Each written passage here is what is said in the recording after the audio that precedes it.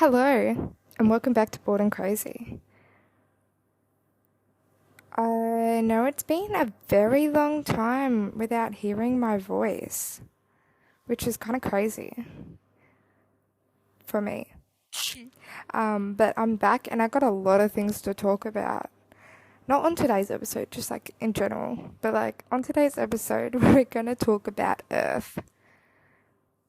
And you're probably thinking to yourself, what does she have to say about Earth? Well, let me tell you, there's a lot. But I'm going to talk about how there isn't any real photos of Earth. And you're probably like, oh my god, she really is bored and she really is crazy. Well, yes, that is accurate. I feel like technology has improved so much in such a little amount of time if you really do think about it, from how many years Earth has been around for, billions and billions of years, to now, and how much civilization and technology and just everything has changed is really crazy to me, of such a little amount of time, from like even early 2000s to now. So that's 24 years, which is crazy amount of time that technology has changed in itself. It's really remarkable. Back to what I was saying. There isn't a good like full like K high definition photo of Earth, which is, I don't know why more people aren't talking about it, because you can go and watch your favorite TV show in 4K, but you can't even look at a 4K photo of Earth, which you have the technology for. 100% you got the technology to take a photo of Earth, a good one too, and show it to the public. I want to know what planet I'm living on, and I want to see it in 4K. Is it too much to ask for? Like, to be honest, is it too much to ask to see a good photo of Earth? I came across this conspiracy theory saying that Earth is like a big marble, and that it's actually a photo of a marble. And I remember I was laying in bed and I was like, gosh, that's crazy. No way that's true. And then I went down this rabbit hole of looking into photos of Earth to see if it was true, and I see it. 100% see it. 100%. And it boggles my mind, which apparently isn't that hard to do. Another thing about Earth, which is so crazy to me, is that nowhere on the Earth is the same, which doesn't make a lot of sense. So, like for example, Australia, every single state in Australia looks different. And then all the states in America look different. All the countries in Europe look different. And then every country looks different. It's just so weird. It's like, why is every single country so different? That boggles my mind too. Like, why is everywhere so different? It's just like, what? I just don't know. It just, why, like, there isn't one identical like location where you're like, oh my god, that looks like this place, because no place looks the same, which is really weird.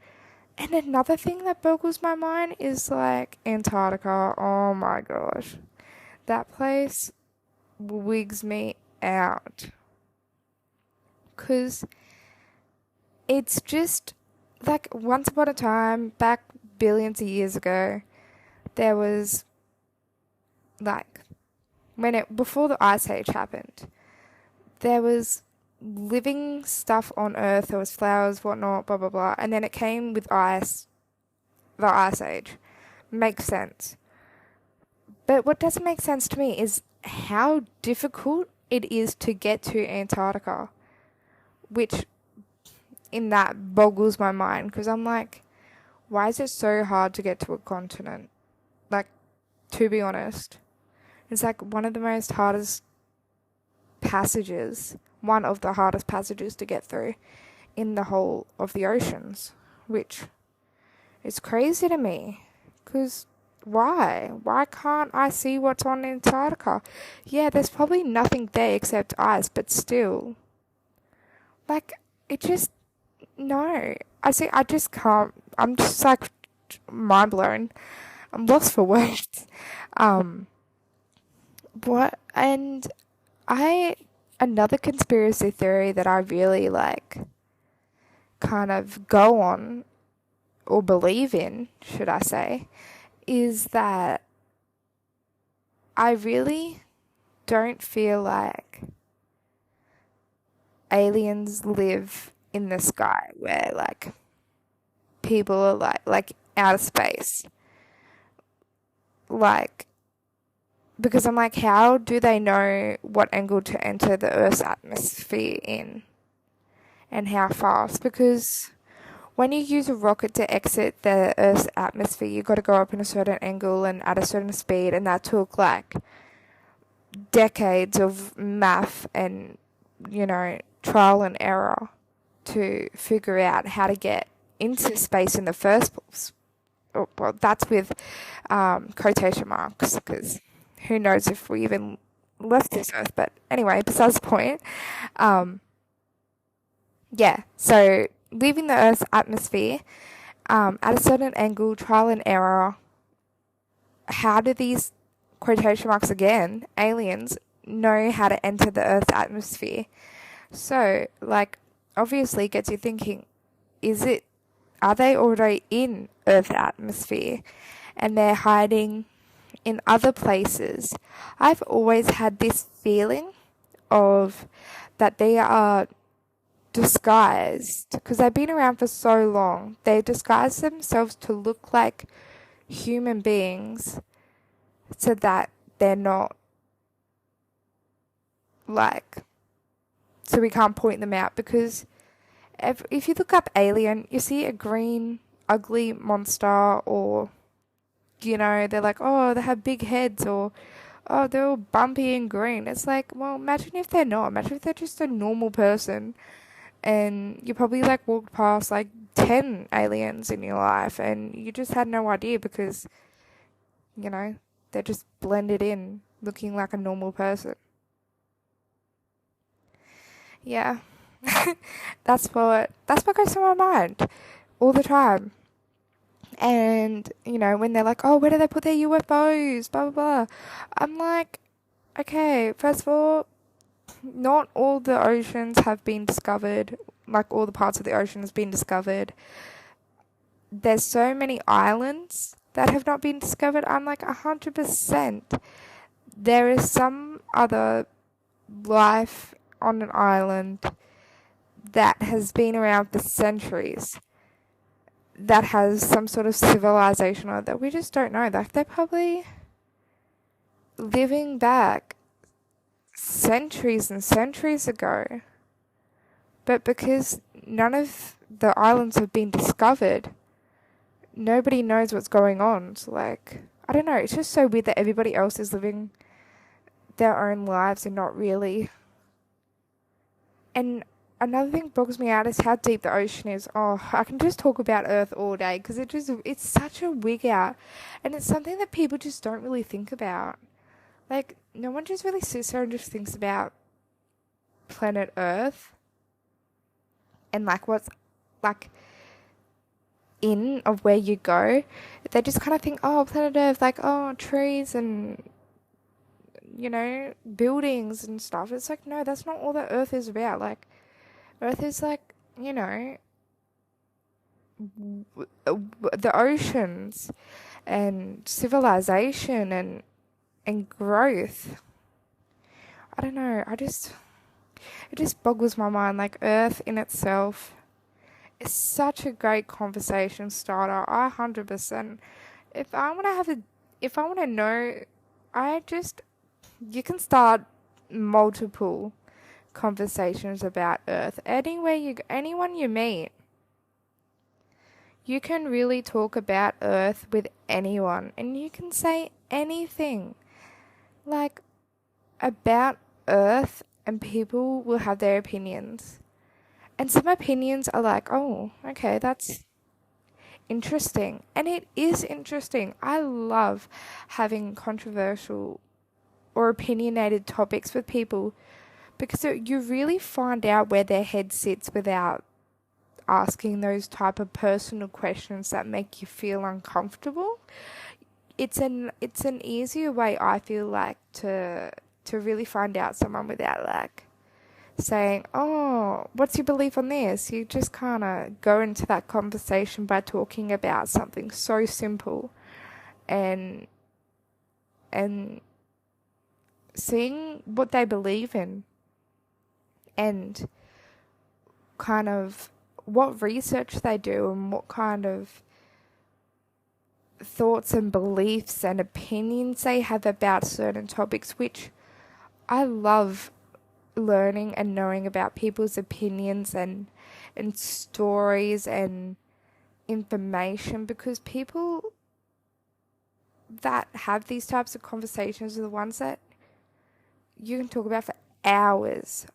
I've talked to someone the other day about the most randomest stuff about pirates. Who the hell talks about pirates? Like, to be honest, who talks about pirates? But it was such an interesting conversation, and I've talked about pirates with a lot of people about, would you ever start a crew? Would you become a pirate? And it's something so simple, which can actually turn into a very good conversation about, oh yeah, I'd have these people on my crew, and who you would, would you make them walk the plank? Like, it's just such a good conversation starter, is to talk about the most simplest stuff and turn it into a conversation over the most simplest, boring thing, and yeah, just find out people's opinions and thoughts and beliefs on it, and there's your conversation. I feel like a lot of people get frightened of conversations that have other people's beliefs and opinions, but I feel like people need to be a bit more open-minded and understanding, because, like, you're not always right. I was like, oh, in my head I was just like, yeah, well, you think that, well, a lot of people do, but are we always correct? Who knows? Probably. But yeah, there's so many topics you could talk about for hours. I'm just thinking of them all right now. And like, it's just over the most simplest stuff too that you can just have a conversation about, which is so funny to me. Like, you can be the most boringest person ever, but if you've got a interesting topic to talk about, you will become the most interesting person. 100%. You just gotta find the right topics to talk about that pull people in, and it's questions that make them think. Like, oh, and it's opinionated conversation starters that make you an interesting person, 100%. So yeah, thank you for listening to today's episode of Bored and Crazy. It's been very great to talk about Earth and conversations. Don't know how I got into that, but yeah, thank you for listening again, and enjoy the rest of your day. See ya.